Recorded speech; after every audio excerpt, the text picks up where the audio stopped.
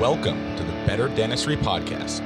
Two dentists trying to help make dentistry better by asking those tough questions and getting all the answers you need. Doctors, you've always been good. Now you're about to get better.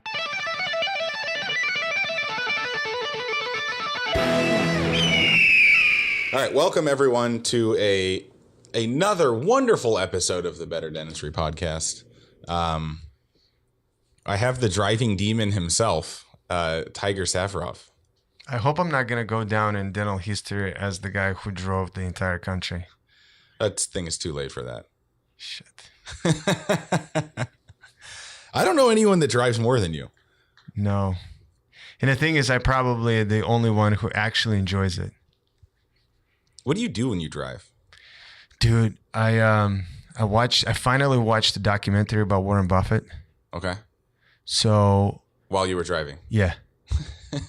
And you know what really pisses me off? I got this thing in my car where I have that screen that like manufacturer made by the car, right? Like the screen, and they have the app for like the maps. They have the app for my Spotify, but like when I do my CarPlay thing through the wire, but I'm like, why can't you do an app for the YouTube? Like it would have been so legit. Yeah. I would just put a YouTube over there. Because as soon as someone crashes and they're like, oh, I was watching YouTube, then they're going to sue the manufacturer. They can have a checkbox like I take a full responsibility when you go skiing. Yeah. Or snowboarding. Yeah, you could be into something there. Can you plug in a Chromecast? Can you like Chromecast it to that little screen? No. Huh. Unless I jailbreak that thing. I need to think about it. I like that we're trying to figure out how you can watch TV while you're driving. Because it makes sense, right? Like I listen to the podcast, and sometimes, you know, like when you're doing 10, 12 hours drive a day, you fall asleep, and the only thing to stay awake is watch something. Yeah. You could get really into meth. Probably. Imagine that. The driving demon is just a meth head. I like this, dude. Yeah. No, actually, I don't know if this is a good idea. I'm not sold. I'm not sold on this idea yet. When you're listening to podcasts when you're driving, because I live an odd life that I don't really commute. I walk 7 blocks. So for me, my podcasts are in very short chunks, which works really good for my ADD because anything over like 10 minutes, I kind of stop paying attention. But most people have to drive or commute in some way. Yeah.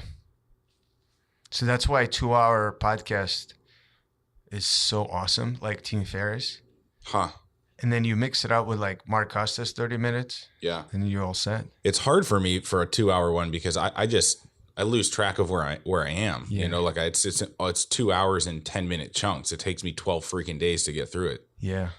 Do you stop paying attention to, like when you listen to a podcast for too long, do you stop paying attention to what like the gist of what they're saying is? Because I feel like a lot of people, it starts to come down to the same crap. It's just the same thing over and over and over. Yeah, sometimes. But it depends on the subject. No. Like Jamie Foxx on Tim Ferriss, I listened to that podcast twice. Really? And it's a 2.5-hour long podcast. Huh. I'll have to listen to that one. It's the story behind and Jamie Foxx's ability to tell the story is incredible. I started listening to the Dax Shepard. It's shit, I don't even remember what it is. Dax Shepard's podcast. It's funny, dude. Hood up, man. Hood up. We're in the man cave right now. So just in case people are wondering, Tiger's been driving across the country as per usual. And is going to pick someone up at JFK today. So we're in the man cave where maybe we can, I always call it the man cave, but it's also the recording studio. It is a recording studio. It's also my bicycle studio.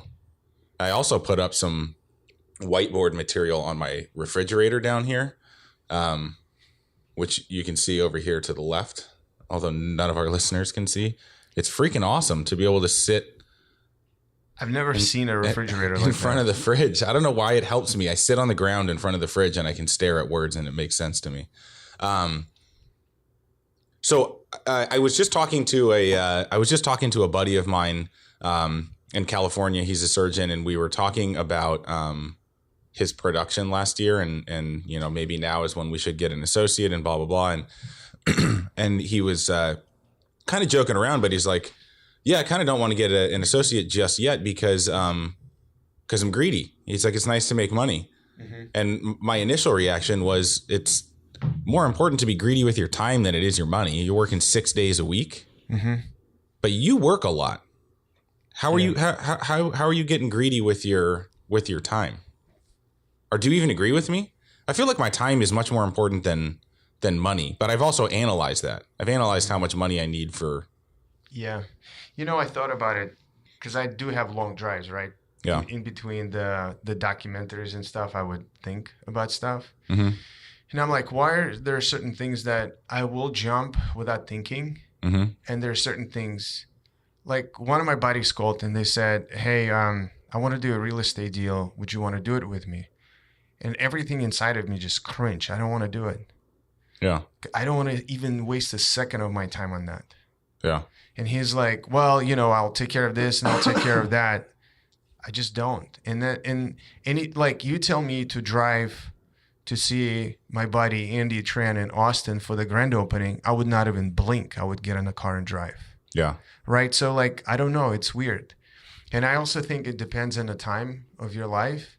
Like that's what Dave Malloy and I really like to go really deep in that rabbit hole, talk about work-life balance. And I think it's bullshit. Mm-hmm. It depends where you're at in your life. Like right now, I'm fine putting all these hours driving, but I know in 2 years it will change dramatically. I don't think I will leave my house.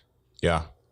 I was talking to a dentist the other day, and a dentist that I really, really admire. I won't say his name just because I don't know if he'd want me to say it, but we were talking about this, like he's so good at prioritizing what he wants to do. And what was really interesting was, we were talking for 2 hours and we were talking about priorities, and he was saying that friends for the most part are not his priority right now. And it's interesting. Mm-hmm. I mean, he's got a wife, he's got kids, but he's like, for me to achieve what I want to achieve, I don't have time for friends now. Mm-hmm. Which is a kind of a crazy thought, but he's, even with kids, even with his wife, he's like, I'm focusing on building my little empire. Mm-hmm. We have friends. It's just the priority for me, like on a weekend, is not to have my friends over and hang out all weekend. Mm-hmm. But it works for him, yeah, or her, right? So like, I also think about it. There's so much depends on your personal circumstances. Like it's like a bank account. If you've built that relationship with your friends and you've deposited so much into that bank account, yeah, that you're okay withdrawing for the next 2 to 3 years without making it a single deposit and will not going overdrawn, you're fine. Yeah. You know what I mean by that? Like, so well, everyone has those friends. I mean, like that's why, I don't have 100 good friends. I have a smaller group of good friends, and I could not talk to them for a year. But when we get on the phone, we pick up right where we left off. Yeah. Right. And I think that's kind of that whole idea you're talking about. Is like, I don't have to, it's nice to, but I don't have to talk to these people every single day. But it's interesting, as you're like trying to become a better person, you kind of want to stay in touch with these people. I mean, everyone's been referencing that book lately, but that lady wrote that book about, end of life care and what all of the old people were saying they regretted. And one of them was, I wish I would have stayed in touch with friends and family more, and it's like, I'm torn between that too, because in my mind, I've given myself, like an idiot, I thought I would get all of my stuff done in 2018. I was like, 2018 is the year of like business domination, and I'm not going to do anything else. You don't get stuff done in 1 year, that doesn't happen. But I think if you're, it's just, you're right. I mean, it depends where your focus is, like I'm focused on a few things right now. I'm lucky to have a wife that backs me up there, and your friends will understand. Yeah. And that the ones that don't, maybe they're not, like, it's time to move on. Yeah. You pass that friendship phase, and I have a lot of good friends that are still back in Russia. I would talk to them once a year, and when I go there, I'll see them, but I don't need to talk to them every day.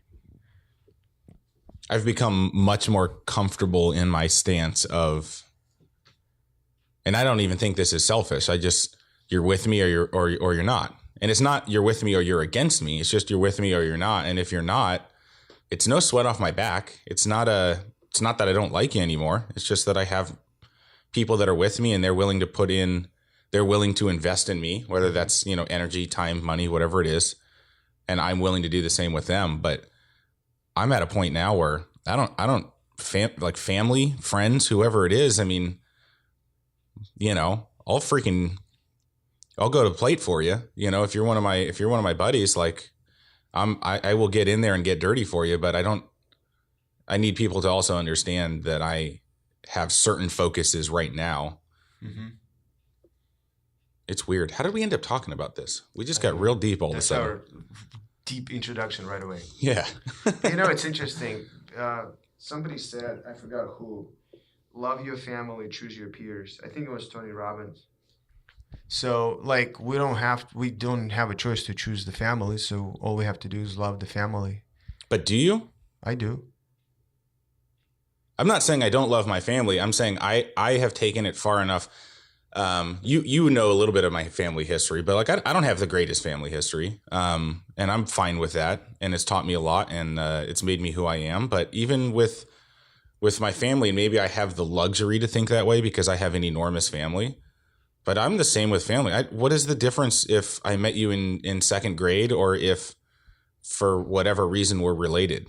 I mean, if you're not invested in me, why am I going to be invested in you? Yeah, I'm last name. Yeah. Like, what does it matter? I'm different in that. Yeah. Yeah, I would. Family's family. Like that's the reason, like for example, I had this conversation with my team, within my company, and I said I will never reference my company as a family. I will never ever do that. Like because I want to fire your ass. Exactly. Have you ever fired your family? Not yet. Right? But how have you fired? I would never let my family work for me though. Yeah, but like in general, can you fire a family? Yeah, I actually do. I actually think you can. This is where I differ from many people. And again, I think it's because I have such a big family, but I'm closer with a lot of my friends than I am easily over half of my family. Easily. I just have so many family members, and I have family members that I talk to on a weekly basis. I have aunts and uncles like every Sunday. We call each other. We talk. Mm-hmm. I have aunts and uncles and people in my family that I haven't talked to since I left California, and that was 2009. 10 years ago. And it's like, how many times do you reach out to someone? I mean, you could take this back to your office too. You could take this to any situation. How many times do you reach out to someone and get no answer before you stop investing your time and energy in that? Depends how much you want to invest. Yeah. Right. So like for each person, its own. My point on that is, it really bothers me because I visit a lot of offices, mm-hmm. and people are like, oh, my team is like my family. Yeah. And you set wrong expectations for your team. I would never call my team a family because we're there to win. Yeah. Right. So my job is to assemble the right team for the winning. My job is to win the Super Bowl.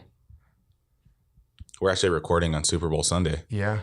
Not a pun intended. Yeah. I don't give a crap about this game. Yeah. No, I agree with you. I don't call them my family. I think it's funny that people, it's like my work wife or like my work husband or whatever. No. It's my squad. I call them squad. I'm like squad goals. My squad is closer than some random team that, I play soccer with a group of guys on Fridays or whatever. Like I'm probably closer with my core group of people at the office than I am with that soccer team. But squad is where I go, right? And you know why it bothers me a lot, this whole family thing? So on my trip, I would say 80% of the offices talked about embezzlement. Oh my goodness. Right? And so I've been there. And then it's like people struggle with firing. Mm-hmm. It's like it's not your family, it's your team. Well, here's the thing too, and some of these people. We know people who have been embezzled by family members mm-hmm. that they had in their office. Mm-hmm. That's a shitty situation. And then, it's back to the doctor, right? Like leadership and all that stuff. And I don't want to go in that direction, but I wouldn't call them family. It's team, replace them, find a new one. Let's go. Everybody's on the same page what the goals are. Yeah. And you allowed someone to embezzle you. It's your fault. Yeah. Oh, it's like getting my blood boiling right now. Mm-hmm. It is really unfortunate, like how this isn't like a pity party, but like how many dentists get fucked over like that. Like well, it's I think it's the cost of MBA. true. I got embezzled in my own business Yeah. by a small amount, not even like close to what dentists would typically get. But it put me right in the same spot where like, all right, so every single penny, every single dollar, we got to count. End of the month, reconciliations. How can you outsource that part? Like, it's your business. Mm-hmm.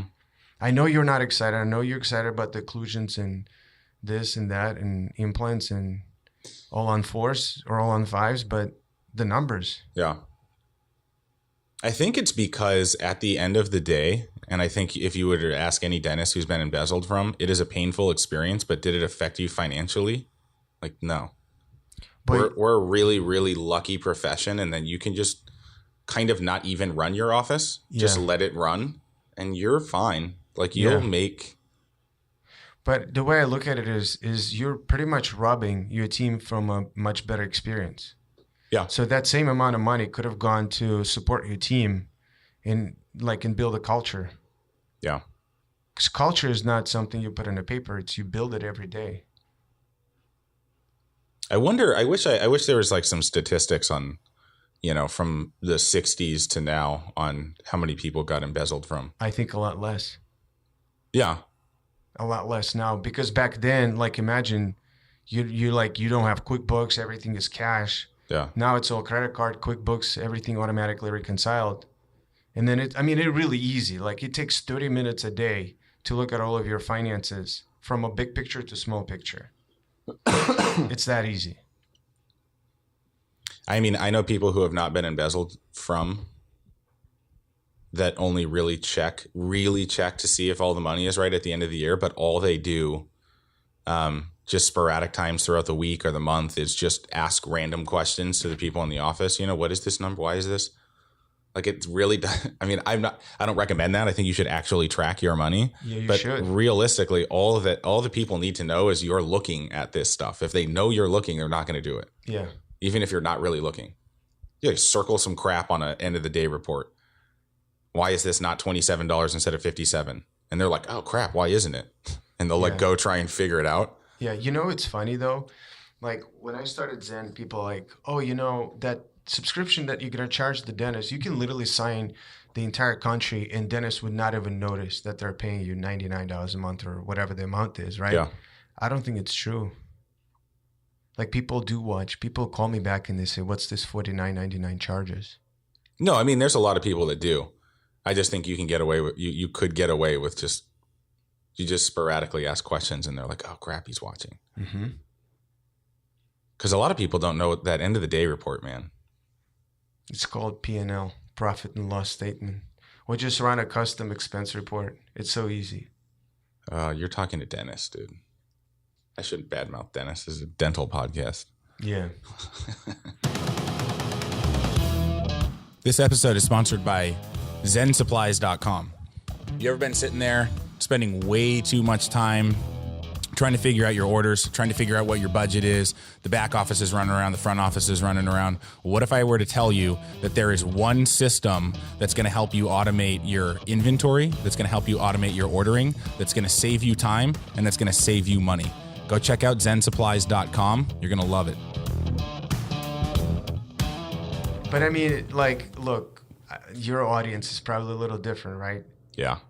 And people are like more excited about owning a practice from the ownership standpoint. Like, you get to design your own lifestyle. Like, you're complaining about that you can't take a day off, but you're allowing to embezzle yourself. Well, that's the same one day of production that you could have taken off. Yeah. With your family. Like, if we like really go down into this conversation, like, don't complain. If you're allowed embezzlement and overhead, like not controlling or anything like that, then don't complain that you don't have days off. Yeah. If you want to take control, I have an office. I will put out a case study. I just went to an office, Acrewood Dental in Waco. The dentist does all the supply verifications himself. Like, he sits in the closet and he verifies all the orders. It takes him 5 minutes. Yeah. And he took his overhead from 10% to 5% in a month and a half. I just don't want to do that. And I was trying to find what's the secret, right? Everybody wants to know what's the secret. Yeah. The secret is him. Yeah. That's it. He's like, dude, why would I outsource it? He's like, he did all the math right on the paper. He's like, if I would hire somebody, boom, boom, boom, it would cost me more. He's like, even my time, putting 8 minutes, 3 minutes to send all the orders through my platform, which I don't want to advertise, and then verify all the orders. Yeah. It takes 8 freaking minutes. He's like, why would I ever outsource it? It's the best. He's like, it's second to implants as far as production. Yeah. So. Yeah. I also think that everyone wants to own, and Goldwyn and I have talked about this too, but I think that everyone wants to own.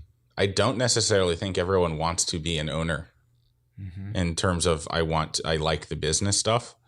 I think there's a dangerous notion that is pushed into the head of every dental student that you have to own to be successful, which opens up a huge conversation because then it's what is your definition of successful, and everyone's definition is different. Yeah. And I don't even say this to like, I'm not saying this to pick on anyone, but I don't think everyone should be an owner. I 100% agree. I'm trying to talk people out of it. Yeah. And for your own happiness. There are people out there, and even corporate dentistry, quote unquote, gets slammed for this sometimes, but there are corporate offices out there that treat their associates incredibly well. Yep. And you make $240,000 to like $320,000 a year. And they have a loan forgiveness program. Yeah. And you don't have to do anything. If that's not successful, paid vacation, 4 days a week, and people don't understand the amount of stress that goes into running an office. If you eliminate that stress, now the notion is, well, you can't be successful running one office unless it's like some 28 $10, $14 million operation. You have to own multiple. Yeah, or your collection should be above $1 million. Yeah. Your average should be $1 million. Like, what is the next thing? Because this happened in more rapid succession too, right? Forever it was cool to be an associate. That was totally fine. No one shit on that idea. And then in the last not even 2 decades, it's gone from you have to be an owner to you have to own multiple. Like, what's the next thing? I mean, I know everyone's like, we got to get a DSO. We got to make a DSO and sell it. But like, what's the next one? Well, but the selling to the DSOs is also changing, right? So it was dumb money in the beginning. Now the money is becoming smarter. Yeah, for sure. So they look at EBITDA and X factors and all that stuff. I think that's changing. Man. Right? The multiple is changing. Oh, yeah. But the problem is like there are things that outside of the dental industry itself that will force the dental industry. Like the student loan. If you're graduating with $500,000, I don't know if you're opening up a practice or buying a practice. I don't know if it's possible. I just saw something the other day, and I didn't research it, so take it with a grain of salt. But they were talking about how like the average dental student comes out with like $108,000. I'm like, where are these people going to school where they're only coming out with $100,000? Unless they did 1 year.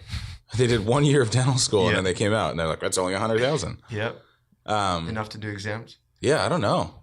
That's kind of wild. It's going to be tough. I think people have to be a lot more intelligent on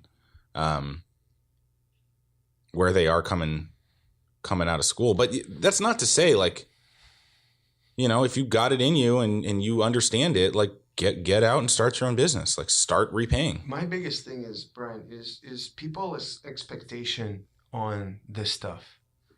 Like, you opening up a practice, and I really had like a big spectrum of dentists, right? Like by now, and I think the biggest thing is that entitlement, and very few dentists will take the garbage out. Mm-hmm. Very few. And to me, like, I look at these things. Like, there are 2 factors that I can tell by if the office is successful or not. To me. Yeah. And I'm very subjective. I'm completely wrong on that, but it's to me. If the dentist in the morning is walking through the front door or the back door, and if the dentist is taking the garbage out. Yeah. Because the front door, they will see if the team is smiling or not, right? Like, every dentist is trying to storm through the back door 15 minutes late. Yeah. I wrestle with that sometimes because I'm always like the first one in, and then I'm like, should I be the first one in? That's actually a good point. Like, I would literally put my money on this and say, if you're an associate and you're always late, you should not be owning a practice. Yeah. Like, your thing is broken, and you should be better. You'll be much better off from the statistics being an associate. If you own the practice, you should be like an hour before. And the thing is, it's not you should. You have a burning desire to get to the office before everybody gets there because it's your thing. I've been kind of shocked. I mean, we are not a fee for service office, so we got to hustle a bit, especially certain days. We're hustling a lot, and you've seen a couple days in the office. Like it can be wild. I've been shocked at the response of assistants, because my office, like many, has some assistants that stay, and then we have a certain few positions that just always turn over. Although I think we're actually stable now, so that makes me happy. But at the beginning, when I start breaking down a room, like, doctor, and I'm like, yeah, let me get that. And I'm like, yeah, but you're taking stuff back to sterilization, so why don't I clean the room? Well, you take stuff to steri. No, I'll get it. They've never seen that before. And I'm not patting myself on the back. That's for efficiency's sake. Like, we have people in the waiting room. We need to get them in. Like, you should do that. But I agree with you. The mentality, they're like, oh, I'm going to hustle. Well, then do it. Hustle. Exactly. Like, sweep the floor. Exactly. Hustle. Yeah. All parts of your office hustle. Do you know where the mob is in your office? Yeah. Mm-hmm. Yeah, it's an interesting thing I see it more in the younger, and I hate, I'm not going to be like a millennial basher, but I see it like in residency. I get to teach at the hospital. And as soon as they get into resident, the first few weeks, they're good. They're like still used to having to do everything themselves, and they're kind of in that pattern. And by the end, I'm like, they couldn't lift a finger to do something, and they'll like stand outside of the room staring at a dirty room, and then complain about how busy they are. They got out late. And I'm like, well, then get your ass in the room and flip it. It takes 2.5 minutes. Yeah. 2.5 minutes. Stuff goes in the trash. You wipe it down. You put the stuff back from the trash. Mm-hmm. Put the stuff from the trash back, and then you cut costs. Mm-hmm. No, I'm just kidding. Just dump it in a sterilizer.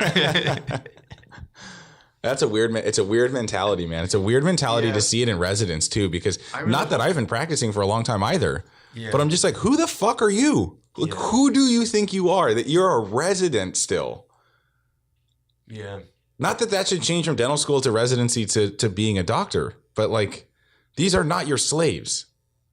And another thing to think about it, just to put the right perspective, right, into the doctor's minds, a lot of your assistants financially are better off than you are. Bro. Like, they don't have a debt. Do you listen to EntreLeadership? Not yet. Oh, shout out to EntreLeadership there. Great podcast. But there was one, I can't remember the guy's name, but he wrote a book, Everyday Millionaire, and he was talking about, they interviewed like 10,000 net worth millionaires. So they got some from his group, some from EntreLeadership group, and then a whole bunch that they just picked up. And the number one profession that was likely to do is an architect. Number two is accountant. And that's basically more because the way that their brain works is they strategize and then implement. And so that makes sense that they would understand kind of partitioning money, putting some in savings, putting some here, putting some there. The third was teachers, which because you always hear, like, these are not people, that like the average, like high school education and like the average of, less than, $50,000 a year. These are not people that are making like, dentists are like, my office grossed $3 million last year. Well, then why are you still in so much debt? Right. So yeah, like what you're saying, these assistants, I'm like, they don't come out with debt or anything. I mean, some of them, if they're intelligent, they're doing fine. And if they're not doing a dental school, which a lot of them, dental assisting schools, which a lot of them, like, you drop $9,000 and you learn nothing. Yeah. Just, I don't know how many dental assistants are listening, but just go and hustle for free for like 2 to 3 months at a practice, borrow money from your parents or whatever you can do. And the dentist will teach you more than a lot of these dental assisting schools. I had an assistant on his first day freak out like 2 hours in because he couldn't figure out how to take an x-ray and got so flustered that he grabbed his jacket and left. This is somebody who had gone through a year of school, fresh out. It's horrible. Yeah. Also, like, fuck you for walking out. Like, what kind of human being are you? Like, literally, I turned around and I'm like, where is this guy? And they're like, what do you mean? And I'm like, where is he? And they're like, he walked out. And I'm like, well, someone want to call him? Like, what do you mean he walked out? I'm like, what happened? Yeah. Dude just bailed. Yeah. He was so flustered. I saw him, and I'm like, what's up, man? I'm like, you doing all right? And he's like, yeah. Still doing stuff. I'm like, dude, you okay? And he's like, dude, I can't get this. Like I was watching him devolve. Like he was just falling apart. Mm-hmm. Crazy. What an education that guy got. And paid for it. Yeah. I'd be pissed. I'd be so pissed. I feel like a lot of people think about that with dental school, though. There's still a lot of dentists that feel that way. Residents, they didn't teach us anything. Yeah. Entitlement. What's on your mind? With education? Just in general. Like I know Bryan Stimmler never shuts down that brain. I think a lot of our listeners have actually heard a couple episodes about what we're doing with dental students right now. But I'm like, dude, there's got to be a way to help these people. There's got to be a way. And I think we have it now. I know we have it now. So I'm excited to get that going. But it's rough, man. I mean, I've been there too. And I actually was very, very excited about my dental school education. I think the one thing is, and this is for dental students too, is like, you don't know what you don't know. So you come out of dental school and you've been indoctrinated in that school's paradigm environment. And you think that you're not learning anything, but you are. Obviously, you're there for 4 years. You're learning a lot of shit. Dentistry would take much longer, think about how long med school students go to school for, right? Like we are a very shortened school for what we do, and you learn a lot. I didn't realize how much I had learned until I was somewhere else for residency. And once I was there, I mean, I remember going back to SC for a football game and running into one of my instructors. And I'm like, dude, you crushed it. Like you killed it. When I was in that class, I was kind of like, yeah, whatever, I'm glad I'm learning this stuff, but whatever. I went back and I'm like, you freaking killed it, man. Like I remember teaching composite to other residents when I was a resident. They just didn't learn that sort of stuff. Mm-hmm. But then there's also kind of the hustle thing, right? Then it's like the next step is for a lot of people residency. And I had people in my residency program that were like, oh, this program didn't give me anything. And I'm like, that's your life, right? Like no one, yeah, you didn't ask, you didn't do anything. You didn't, I'm like, dude, I thought it was freaking awesome. I was doing molar endo every Wednesday night. I was doing full arch and implant cases every Saturday because after residency on Wednesdays, I went to night clinic. I used my Saturdays to learn that stuff. I got like 4 years of education in that 1 year of residency. And then the guy next to me, I'm talking to him and he's all bent out of shape about them not, I didn't even get to place an implant. I'm like, did you ever ask someone if you could place an implant? Like, mm-hmm. Mm-hmm. Not that I'm some freaking model of how to be a resident, but like, no, but it's fucking life. Like you have to grab some part of it. Like you have to take some freaking control. Or don't bitch about it. Yeah. Or just shut the fuck up. Mm-hmm. Yeah. That's what's interesting, right? Like I'm lately getting into this weird stage of my life where like it's all metrics and this and that and people's entitlement. Like I'm looking at the big picture, right? I'm the whole thing. And I'm like, how do I want my life to be? I just sometimes, sometimes I just want to do the best I can. Yeah. And have that metric and just be cool with that because I trust myself. I know that it's going to be the best I can, right? And then I know that I'm wired similar to you. That if there's no opportunity, I'll just go create it. Yeah, I'll just go do it. I feel like I've almost kind of come full circle a little bit in that like I got hyper focused on hitting certain markers and metrics and that sort of stuff, and I realized that like also a lot of people that are kind of getting stuck there. It's like my supplies are at 5% and I want them at 4%. And I'm like, well, what's the biggest bang for your buck at this time? I mean, it kind of goes back to the very beginning. What we were talking about is like, I'd rather be more greedy with my time mm-hmm. than with money. Mm-hmm. And it's not to say that I'm going to let my supplies like shoot up to 25% of my practice. I'll call you. Yeah. I mean, I'll hang myself in the closet. You won't. I'll call you before. But I feel like I've also gotten like, at least mentally, I've gotten to a point where I'm like, I know I'm a very competitive person. So as soon as I hear someone's like, I got my supplies at 3.2%, I'm like, okay, I'll get to 3.1. But I think you get to a point where it's like, what matter? Like, does it matter? You know, I'm talking to some of the guys too that, you know, they might work in one of their practices 2 days a week or 1 day a week, and they have a few other practices, and they never go to these practices really. They don't work there. They don't have to do, but they're still so focused on getting it from, you know, 55% overhead to 50% overhead. And my question is like, how much does that matter to you? Is it a money greed thing? Like, where is your drive coming from to make that happen?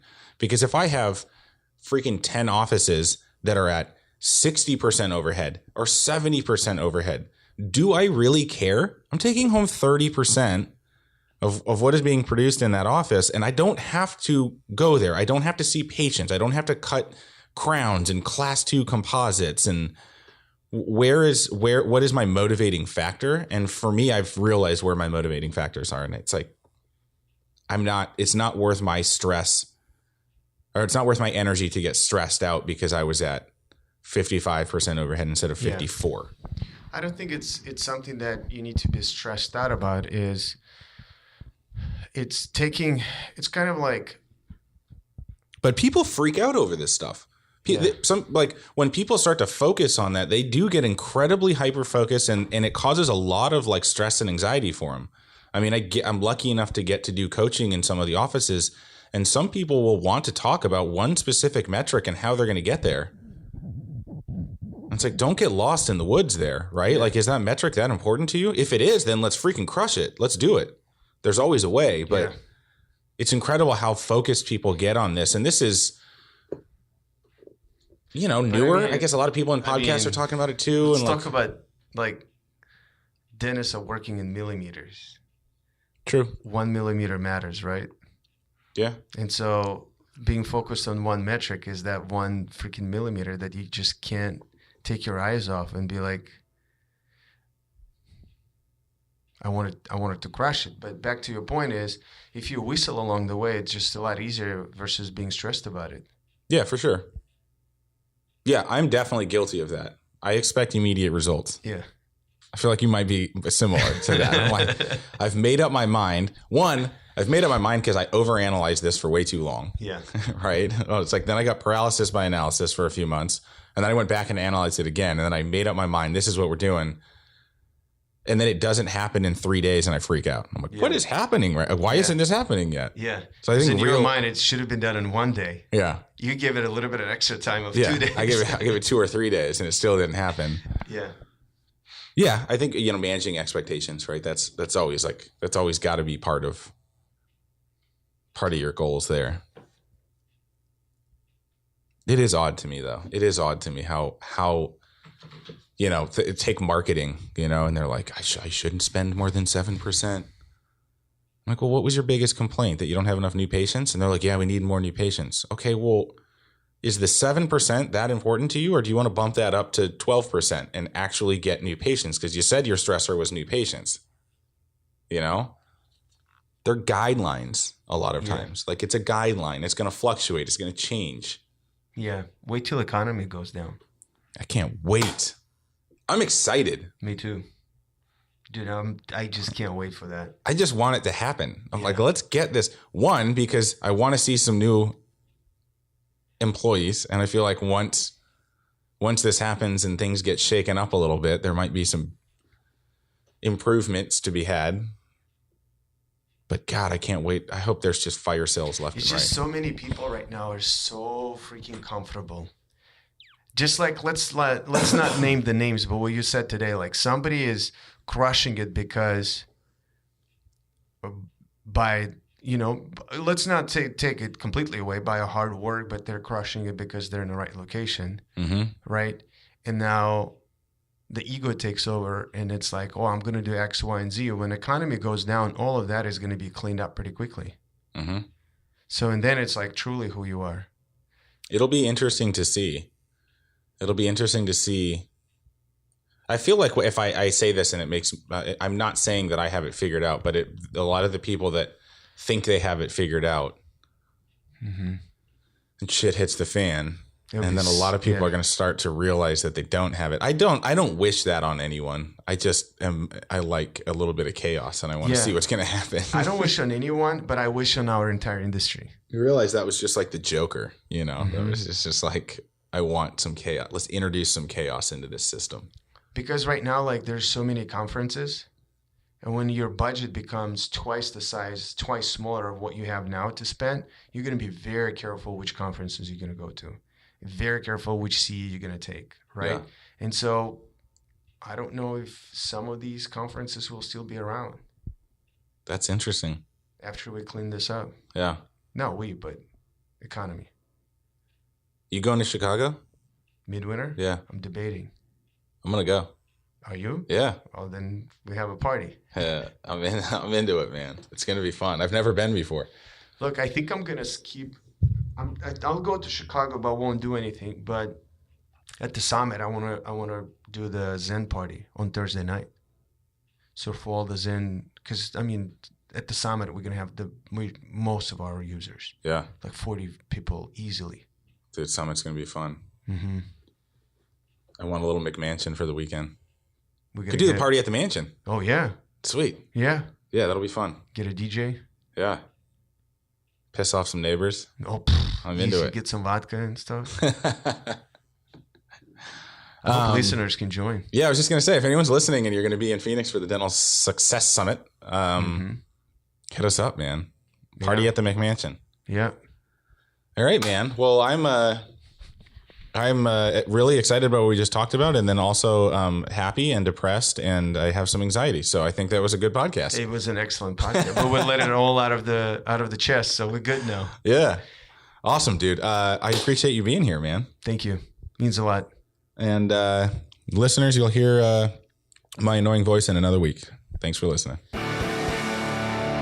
Thank you so much for listening to another exciting episode of the Better Dentistry podcast. We hope you learned something and had some fun doing so.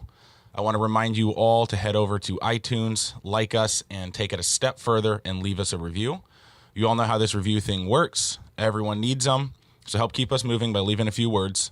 As always, past episodes and all of the new and exciting stuff to come is on our website, thebetterdentistry.com, and on Facebook at the Better Dentistry Podcast. Don't hesitate to join the group, recommend new guests, ask questions, and even request to become a guest yourself. That is right. You want to be on the show? Hit us up. We got a lively group online. Don't hesitate to join, see what's going on. Thanks again for listening, and we'll see you all in a week.